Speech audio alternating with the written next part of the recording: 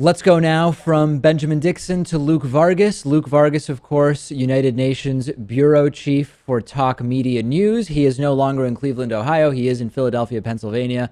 And he is here to talk to us about what is going on pre-convention. Let's start. I mean, everybody has heard, Luke, about the email scandal at this point. We'll talk in a second about how that may impact things. First, though, what sort of low-hanging fruit, what gimmies are there for Democrats to exploit this week from the RNC last week? I think there are a lot. And just before we get into that, I mean, talk about a tonal shift. Not only are the protests more exciting here, but everything happening in the convention hall is also more exciting. And I'm glad the music's actually over, but we had Demi Lovato, Katy Perry, and Boyz II Men all doing their sound checks there. So compare that to some of the celebrities from last week, and you definitely have a different feel inside this arena. Yeah. For the good days and the bad ones, I suppose, if you're planning this event. But going into the low-hanging fruit, as you mentioned, the sort of policy elements of Donald Trump's speech that Hillary Clinton should be able to exploit relatively easily. I mean, as someone watching foreign policy, I think there's a lot to work with. I've just been seeing Hillary Clinton holding a live event in Charlotte today, talking about foreign policy, hammering home all of these comments by Trump. Not very many comments, actually just one, but the line about the NATO protection last week.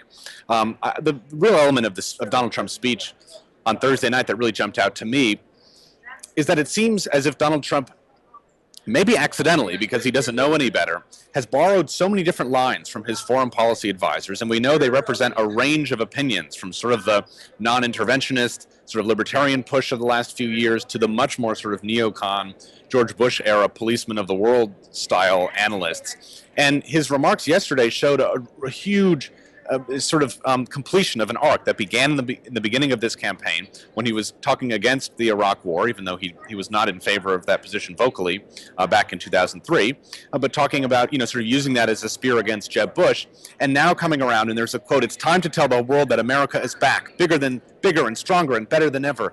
We will completely rebuild our depleted military." I think Hillary Clinton has an opportunity here. She has been, and some people didn't like this about her, more militaristic than many of her Democratic primary opponents.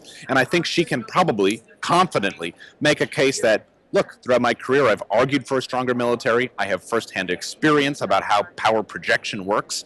And that conditioning American support on, sort of NATO budgetary matters, which is what Trump was saying about the Baltic, is risky. That you may talk about America should be run like a business, but that thinking in a foreign policy sense will take America into a dark place. So I think there's a lot that Hillary Clinton can do here to say, Mr. Trump, you don't understand foreign policy, and you have talked yourself into being the policeman of the world again when most of your base doesn't want that. And I think she may be able to make that case relatively easily. Yeah, and no doubt that foreign policy, not a particularly strong area for Donald Trump. The question is, I just spoke to Ben Dixon from the Benjamin Dixon Show, and he said that the convention will proceed as if these email leaks never happened and it will all just happen. The question, though, is what will the narrative be in media? And as we've seen, independent media and social media heavily focused on those email leaks, and we'll have to see what kind of a narrative corporate media will spin, at least after the first night tonight.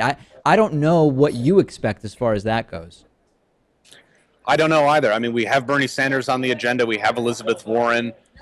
You'd have to think there are a few lines that are going to be inserted in there which reflect recent events. I mean, I think the supporters of primarily Bernie Sanders will be really let down if it went without notice, the way that the deck was stacked against him.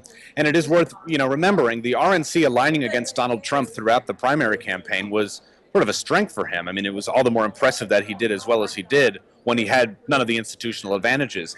Here is quite different. I mean, basically we're looking at Hillary Clinton and I think rightfully wondering now, where would she have been in this head-to-head with Bernie Sanders had it not been for the support for the change debate schedule, for some of these rather cynical attacks used against him that surrogates and others seem to be bringing up. So in many ways, the division we're seeing here within the Democratic Party, depending on how the media narrative is shaped, what the speakers and the protesters here in the convention center and outside say, could really change the narrative. And we've already been hearing stories widely reported in the Washington Post and elsewhere that Bernie Sanders protesters here in the city are chanting "lock her up." I mean, this phrase has gone from Cleveland now here to Philadelphia, and there are even talk from some Sanders supporters that we may be hearing boos in the arena on Thursday when Hillary Clinton takes the stage. And I mean, even Ted Cruz's supporters weren't doing that last week. So, I think it said. Wow, and I think we have lost there Luke Vargas. He, not sure what happened there, but in the middle of what was a very, very interesting point, Luke Vargas, United Nations Bureau Chief for Talk Media News. He will join us again, ladies and gentlemen. Don't worry.